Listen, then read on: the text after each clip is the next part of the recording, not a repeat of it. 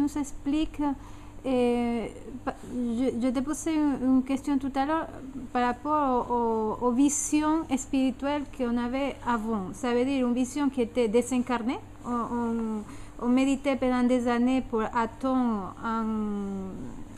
une illumination, un éveil, mais qui était comme dans le ciel. Et j'ai l'impression, par rapport à ce que tu dis, que Aurobindo, c'est complètement différent. C'est descendre du ciel à la matière. Bien sûr, cette chose. Est-ce que tu peux nous expliquer un petit peu plus, parce que je pense que c'est extrêmement important. Oui, bien sûr, cette chose qu'on obtient par une ascension difficile et qui est aussi même le privilège de certains êtres, parce que pour des millions de bouddhistes ou des millions de gens qui travaillent sur la Kundalini ou des millions de gens qui font un yoga, une condition spirituelle, il y a très très peu d'élus, pourrait-on dire.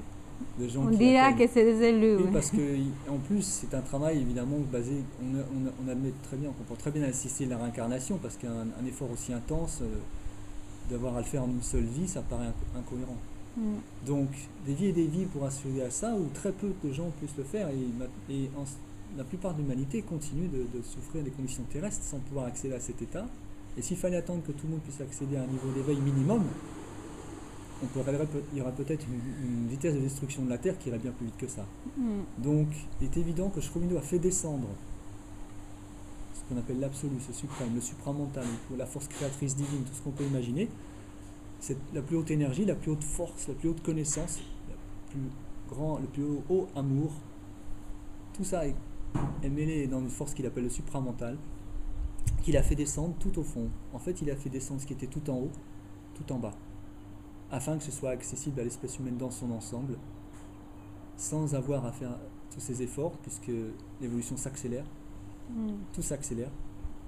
Ça, je pense que personne ne pourra le mettre en doute. Et tout s'accélère, et c'est maintenant pour mettre à la portée. Ça veut dire aussi, bien sûr, l'accélération des méthodes, l'accélération du processus. C'est pour ça qu'il a mis au point ce yoga intégral, qu'il a appelé yoga intégral, parce que toutes les parties de l'être participent. Et dis-moi, est-ce que je peux comprendre par rapport à ce que tu dis, c'est que maintenant c'est à la portée de tout le monde? Ça peut être à la portée de n'importe quel homme sincère.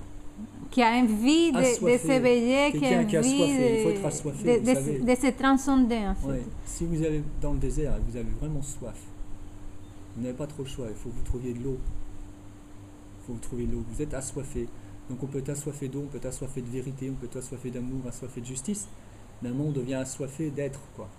Donc il faut absolument trouver cette chose. Donc il y a cette chose formidable dans l'atmosphère terrestre qui est là.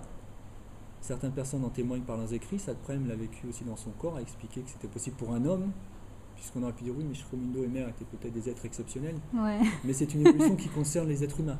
C'est pour l'homme que Sri Aurobindo fait ça, et c'est pour la Terre, et c'est le but de la nature évolutive. Et c'est simplement un moyen d'accélérer cette évolution en soi, quand on est arrivé à une sorte d'étouffement qu'on n'a pas toutes ces milliers d'années à attendre. Et donc il a mis au point un processus pour ceux qui... C'est la soif qui va guider les gens vers l'eau. L'envie, le désir en fait. Le besoin. Le besoin, l'envie, le désir. Le besoin va guider les gens vers l'eau. Ouais. Quand vous avez le besoin, vous trouvez. Et cette force est capable de remplacer les pratiques méditatives. Les pratiques, elle vous permet d'être en méditation.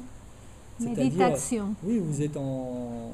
Vous ressentez une intensité, vous pouvez ressentir une intensité dans ce que vous faites, qui est un peu... C'est un peu l'union des paradoxes. C'est un peu l'union des choses qui ne vont pas ensemble. L'action et la méditation. Ouais. Mais oui, l'action et la méditation s'opposent. Évidemment, je suis en pleine action, et même pas une petite action, une action tout à fait extrêmement intense, tourbillonnante. Ah non, ça c'est pas... Et après, je m'assois, je suis dans le silence total, donc l'un exclut l'autre. Et bien là, non, l'un vient avec l'autre, l'un va avec l'autre, et c'est possible dans l'action même, et il s'agit même du but d'ailleurs. Pourquoi cette action ne serait pas consciente? Pourquoi cette action ne serait pas... Tout est spirituel, ce qu'on nous a dit, toute la vie est yoga. Voilà. Donc vous pouvez utiliser... Cette énergie, elle est là pour l'évolution, pour l'espèce humaine. Elle est sûrement là aussi pour être accessible à des gens qui n'ont pas les capacités, soi-disant spirituelles ou même intellectuelles. Yogique. Voilà, yogique. Parce que ça concerne l'homme et c'est extrêmement simple et c'est simplement ce qu'il est. Et Diksha, j'imagine la question que les gens sont en train, qui regardent cette interview sont en train de se poser.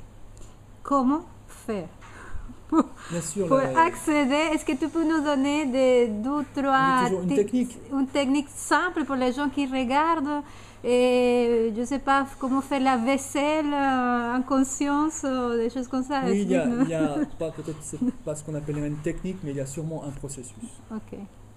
Et parce que Mère a mis en évidence ce qu'on pourrait appeler 3 trames successives, 3 filets qui nous recouvrent 3 sortes de couches. Et la première, c'est la couche mentale, des idées, des idées, l'intellect. On vit vraiment beaucoup là-dedans, en fait.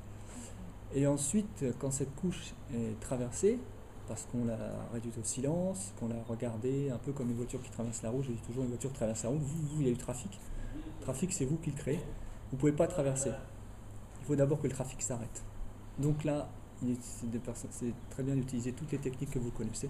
Comment ? Puisqu'il n'y a pas de problème d'utiliser d'autres techniques, même si on est intéressé par le travail au-dessus des MH. Des techniques de méditation, par exemple. Peuvent venir en aide pour calmer le mental, pour le calmer, pour qu'il simplement il s'apaise. Quand vous avez coupé, quand vous avez apaisé cette couche mentale, vous automatiquement, parce que c'était une voie de la descente, il faudra toujours le rappeler, c'est une voie de la descente. Mm-hmm. C'est-à-dire que cette force est descendue, elle est là dans l'atmosphère terrestre, et le contact avec cette force, c'est aussi la très grande sécurité qui va vous permettre de descendre dans des niveaux qui autrement pourraient se révéler dangereux, que connaissent bien les gens qui pratiquent la Kundalini. Donc vous descendez dans la couche en dessous, qui est la couche des émotions. Ou plutôt, elle monte à la surface, étant donné que le mental ne fait plus de la censure. La couche émotionnelle se manifeste, elle monte à la surface, et là vous avez tout le jeu des émotions, des impulsions, des passions, des désirs, des sentiments, même les plus élevés, les plus idéaux. Il va falloir travailler là-dessous.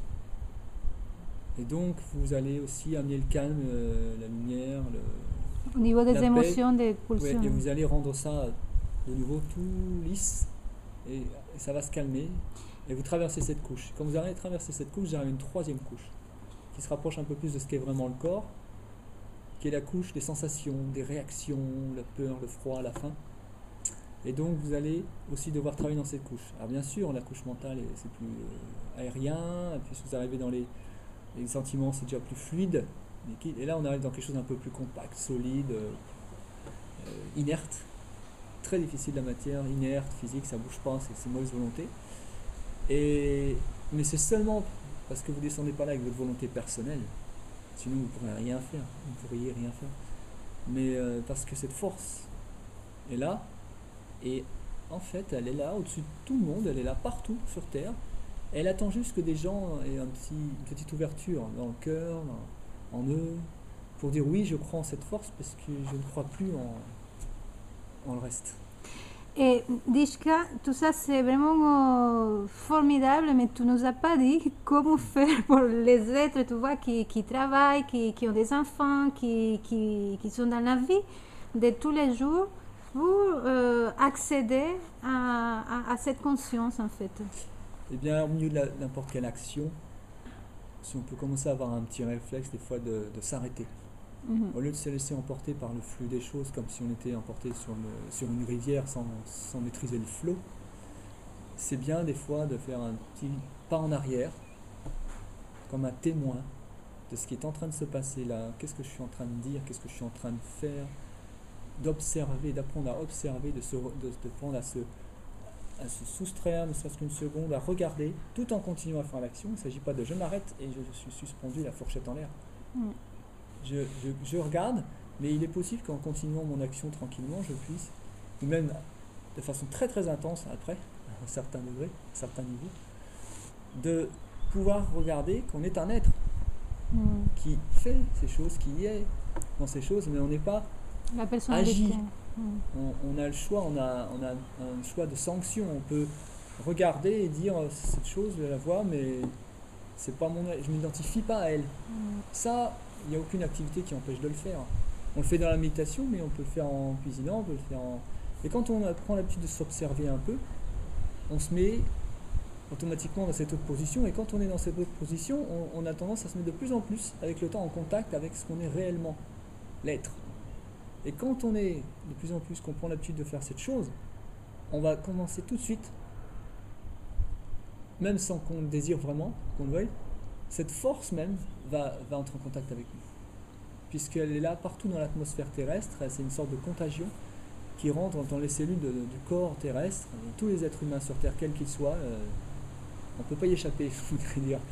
Et donc n'importe qui a une aspiration à autre chose, qui aspire à autre chose, qui dit c'est pas, il doit y avoir autre chose que tout ce qu'il y a. Il peut être en contact avec cette énergie, il peut être en contact avec cette force, et là il peut commencer quelque chose. Donc après ça va être une sorte de mentor. Il va peut-être, ça remplace les gourous. Il n'y a plus besoin d'aller voir un maître pour lui dire maître. C'est le maître intérieur le maître intérieur, et c'est un mentor, et c'est un nouveau type de mentor qui est totalement, qui semble vous connaître beaucoup mieux que vous-même, et qui va pouvoir vous dire, vous faire des choses que vous n'oseriez pas faire ou que vous ne sauriez pas faire. Il va, si vous le laissez, il va pouvoir prendre en main. Donc pour des occidentaux, ça sera un peu plus confortable que d'être pris en main par un individu dont ils ne connaissent pas forcément l'honnêteté, ou ils ont beaucoup de méfiance. Les Indiens n'ont pas ce problème. Et là, c'est le maître intérieur. Donc, si on parle de maître intérieur des occidentaux, ça passe beaucoup mieux. Et c'est évidemment la fin du gourou, on pourrait dire. Parce que cette énergie est capable maître de ta vie, comme mon blog. Voilà, exactement. Et ça permet, cette énergie a la capacité de gérer des choses au niveau cosmique. C'est-à-dire, elle s'occupe très très bien de la Terre, elle l'a toujours fait, avant même qu'on arrive. Donc, elle peut très bien s'occuper de gérer tout en même temps ce qui se passe au niveau terrestre, planétaire. De même que le simple petite chose qui se passe dans votre cellule, dans votre tête ou dans votre cœur. Elle peut extrêmement se personnaliser ou extrêmement s'universaliser. Donc elle est deux à la fois sans cesser d'être l'une ou l'autre. Donc en fait, comment va commencer ce processus? À votre insu. Par exemple, par l'apparition de ce qu'on appelle les synchronicités. Une synchronicité, c'est-à-dire, c'est étonnant, avant je mettais de l'énergie, de l'argent, du temps pour obtenir des résultats, ça ne donnait pas grand-chose, étant donné que c'était mon mental qui avait la responsabilité de faire ça, et le mental tient toujours à vous convaincre que sans lui, vous ne pouvez rien faire. Et j'ai eu moi-même l'expérience, plein d'autres gens l'ont eu, qu'à partir du moment où vous laissez tomber d'un seul coup parce que j'y arrive pas, ça vient pas le résultat, je cesse mon effort mental, alors là, d'un seul coup, tout que c'est fait, mais alors d'une façon qui vous a échappé complètement. Comment c'est fait, par qui c'est fait, comment c'est fait, simplement 2 jours après, le résultat il est là. Il y a donc une possibilité de faire les choses sans passer par le mental. Alors ça c'est un début, un des premiers secrets. On pourrait dire tout va dans le sens, comme le Satnam dit, tout va dans le sens. Si on garde les choses, tout aide. Alors il y a ces synchronicités, les choses semblent, en fait, l'univers semble s'arranger pour vous aider. Qu'on lâche prise, qu'on se laisse porter, en fait, on fait confiance. Vous avez voulu faire un pas pour essayer dans l'inconnu, vous avez voulu prendre un risque, lâcher la proie pour l'ombre. Enfin, une ombre qui est de plus en plus lumineuse, même, je dirais. Et vous avez lâché la proie pour l'ombre, vous voulez faire un pas, et vous avez fait ce pas, tout de suite quelque chose répond. Si c'est un vrai pas sincère, dans le vrai, vous faites un vrai geste, un vrai acte intérieur de faire un pas dans l'inconnu, quelque chose va vous aider tout de suite. Donc à partir du moment où cette chose est là, vous apprenez à collaborer. C'est ça le début. C'est pas une technique, c'est pas un processus, on pourrait dire que c'est une collaboration. Et donc à partir de ce moment-là, il y a des synchronicités qui arrivent. Et les synchronicités, elles augmentent en intensité, elles augmentent en fréquence. Et puis après, quand ces synchronicités deviennent plus longues, plus fréquentes, elles s'étalent, elles finissent par former peut-être quelque chose d'ininterrompu des fois, ou des moments qui s'étalent, qui deviennent plus longs. Et de ces synchronicités, on peut passer peut-être à un début de nouveau fonctionnement. Quand on prend soin de ne pas toujours avoir le réflexe. De rementaliser, à dire « Ah, mais si ça ne se fait pas, ça ne va pas marcher ». Donc à un moment, c'est une succession de lâcher prise les uns après les autres, plus profond, lâcher prise dans le mental, lâcher prise dans les émotions, lâcher prise même dans le corps, des prises de risque. Après tout, qu'est-ce qu'on a à perdre? Et on entre dans un autre fonctionnement et qui est déjà pas évident à s'expliquer soi-même, encore moins à expliquer aux autres. Mais Shromno nous disait, vous inquiétez pas, le supramental, cette force, elle s'expliquera d'elle-même. Avec ceux qui sont en contact avec elle, s'expliquera d'elle-même, tout deviendra évident. Donc à un moment, on tombe dans cette évidence. Donc si je comprends bien, et déjà pour le mot de la fin, c'est un processus qui n'est pas compliqué en soi-même, c'est vraiment couler avec la vie quelque part. Voilà, couler avec la vie, couler avec quelque chose de nouvel. Cette vie nouvelle qui est dans l'atmosphère terrestre, qui est le résultat de toutes les années de travail de Mahesh Aurobindo et Sakprem, c'est cette vie nouvelle qui est dans l'atmosphère. C'est la technique avant, c'était une technique. Maintenant, il y a une présence. La présence remplace la technique. D'accord. Mais ça n'empêche qu'il faut toujours quand même une participation de l'être humain, une collaboration constante à sa propre évolution, une acceptation, un abandon. Et cette force, elle pourra tout faire puisqu'elle sait, elle aime. Merci Diksha. Et Merci peut-être à très bientôt. Bien sûr. Au revoir. Ciao. Merci.